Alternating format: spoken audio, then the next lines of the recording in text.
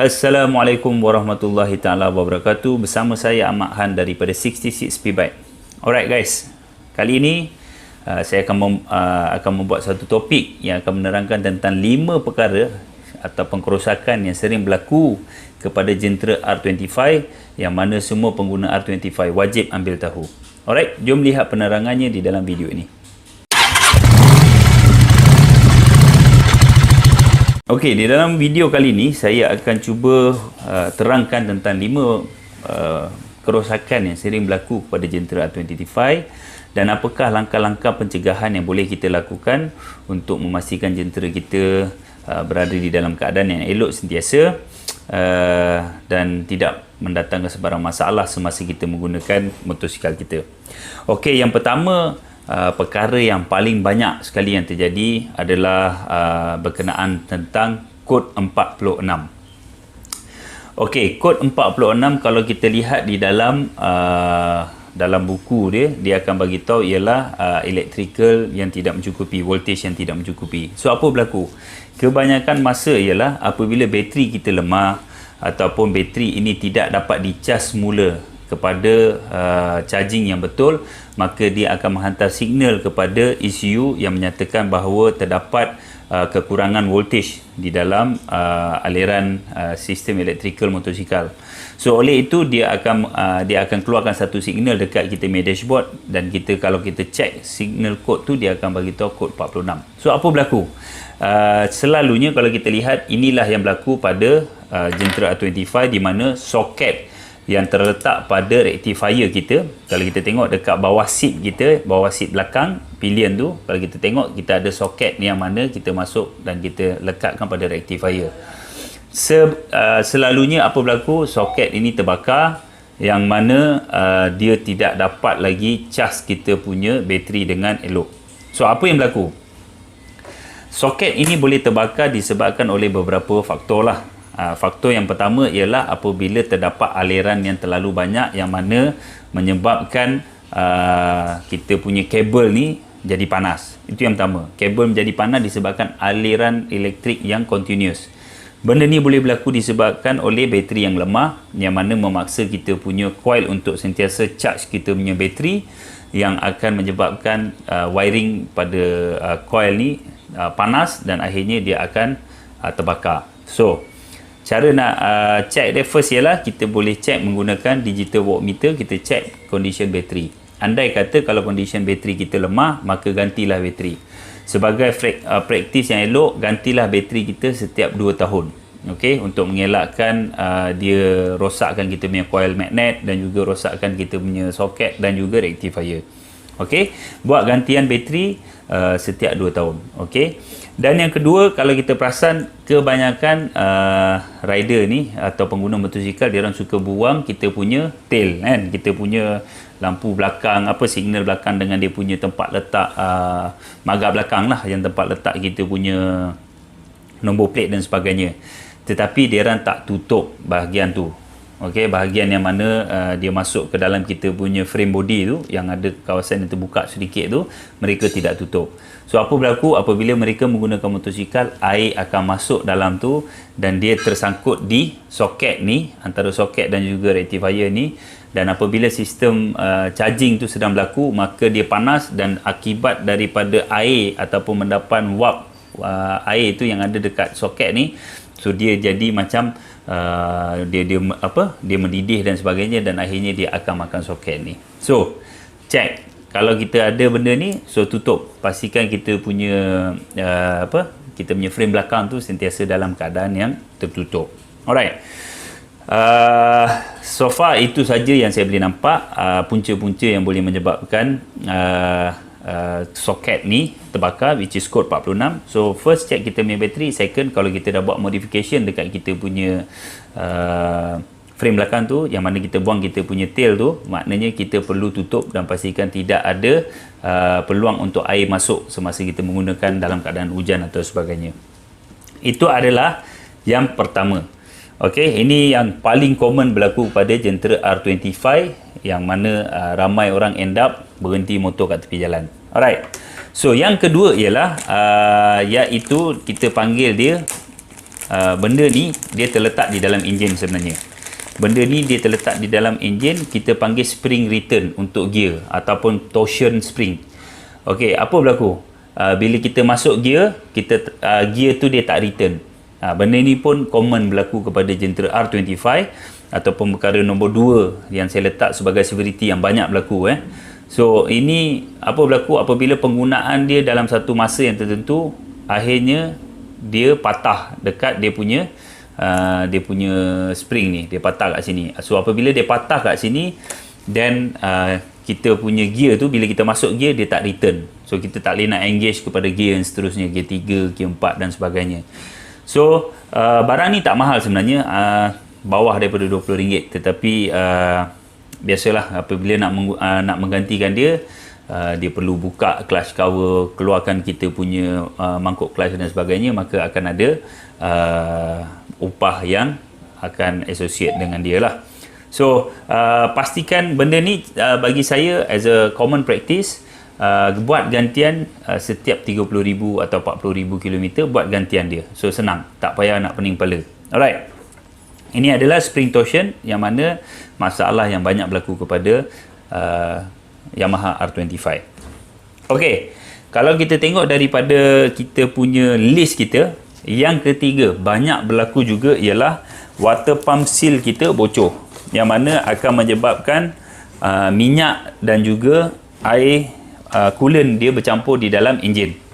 So saya ada buat satu video yang mana menerangkan tentang apakah masalah dia sebenarnya. Okey, walau bagaimanapun saya akan terangkan semula. Kebanyakan masa dia berlaku disebabkan oleh water pump seal worn out. So apabila water pump seal worn out, kita boleh gantikan water pump seal dan insya-Allah motor akan berfungsi dan juga bekerja dalam keadaan yang sepatutnya. Tetapi ada kes yang mana water pump ni dia punya shaft dia dah longgar dengan dia punya housing ni kan. So apabila dia berlonggar macam ni, kalau kita tengok longgar dia banyak macam ni, so apa yang perlu kita buat ialah kita kena gantikan the whole mangkuk clutch ni. Okey, kita kena beli set mangkuk clutch yang datang sekali dengan water pump. So this is the only solution. Awak gantilah berapa kali pun awak punya water pump seal ni, masalah ni masih lagi akan berlaku. So the only option apabila awak punya shaft ni dah boleh bergerak banyak macam ni ialah menggantikan mangkuk clutch R25. Okey, so ini adalah benda ketiga yang selalu berlaku. The only way untuk selamatkan dia ialah sebenarnya tak ada cara awak nak selamatkan dia. Bagi saya ialah menggunakan minyak hitam yang berkualiti dapat memastikan friction pada shaft tadi itu berkurangan. So pastikan anda menggunakan minyak hitam yang berkualiti lah. That's the only way yang saya boleh nampak untuk menyelamatkan mangkuk clutch ni lah ataupun water pump seal tersebut. So gunakan minyak hitam yang berkualiti. Apabila friction berkurangan di dalam enjin, maka tak adalah wear and tear yang berlebihan berlaku pada permukaan barang-barang komponen di dalam enjin kita.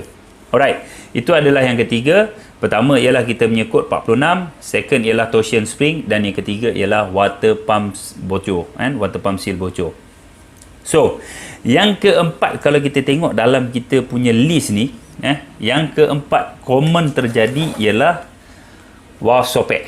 Ini adalah perkara yang very common terjadi pada jentera R25. Kita boleh dengar memang banyak kes yang berlaku valve socket.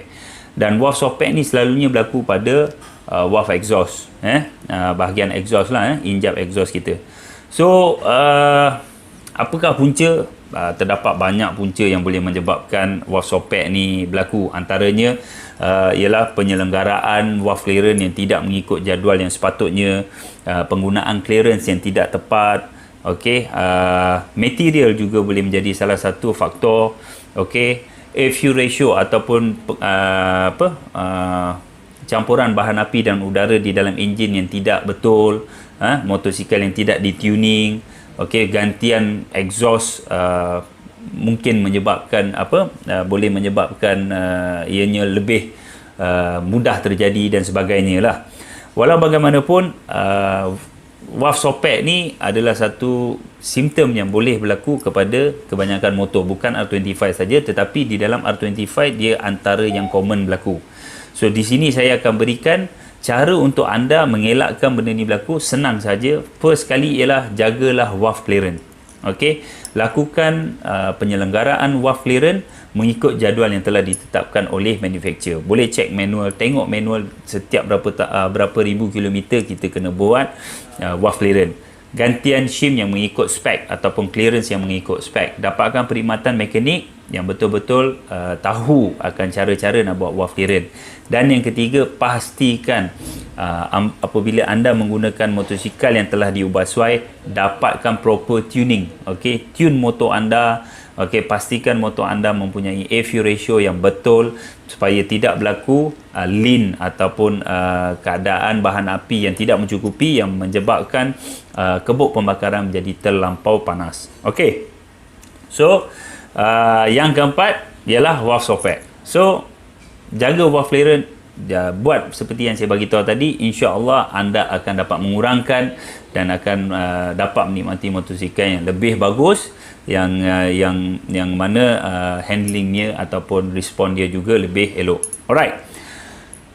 Yang kelima, okey, faktor yang perkara yang kelima banyak berlaku kepada Gentra R25 ialah crankshaft dia makan. Alright, ini yang banyak berlaku, di mana crankshaft ni kalau kita tengok permukaan dia menjadi cala. So, apa yang menyebabkan crankshaft ni berlaku ataupun dia worn out? Perkara pertama yang saya nampak ialah disebabkan oleh idle gear yang terdapat pada oil pump house. Okey, kita dah tengok banyak kes yang mana idle gear ni, okey, dia ada satu gear dekat oil pump dan satu lagi gear idle.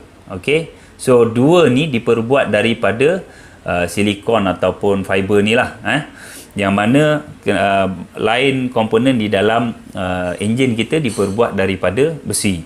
So saya rasa design flawless ni ada reason kenapa mereka menggunakan silikon ni ataupun fiber ni, tetapi saya nampak apa yang berlaku ialah apabila mereka menggunakan material ni, kebanyakan masa ialah kita akan nampak ada beberapa gigi yang patah.